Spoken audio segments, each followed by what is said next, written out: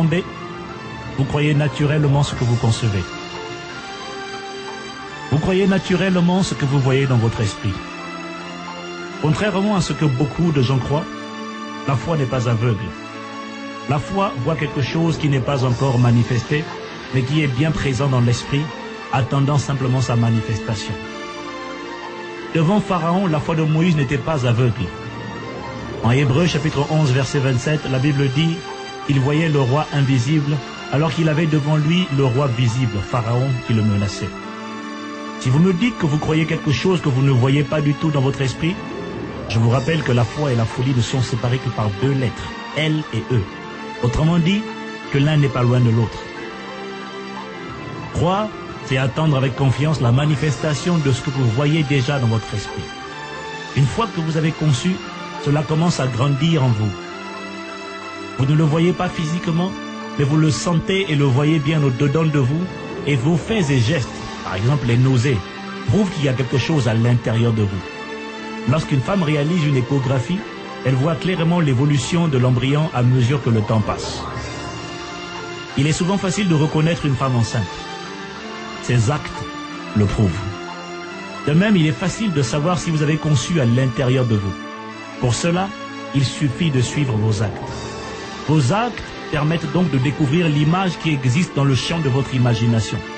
C'est cette image qui est en train de grandir avec le temps et à laquelle vous finirez par donner naissance malgré vous. Ce n'est pas ce que vous désirez dans la vie qui s'accomplira. C'est ce que vous avez conçu en vous et qui a grandi en vous qui finira par se manifester.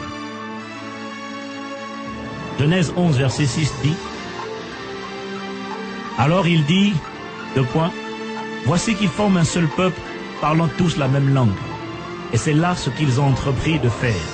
Et maintenant, quels que soient les projets qu'ils concevront, rien ne les empêchera de les réaliser. » Savez-vous qu'il y a certains accidents et incidents que vous avez parfois vécus parce que vous les avez attirés à vous?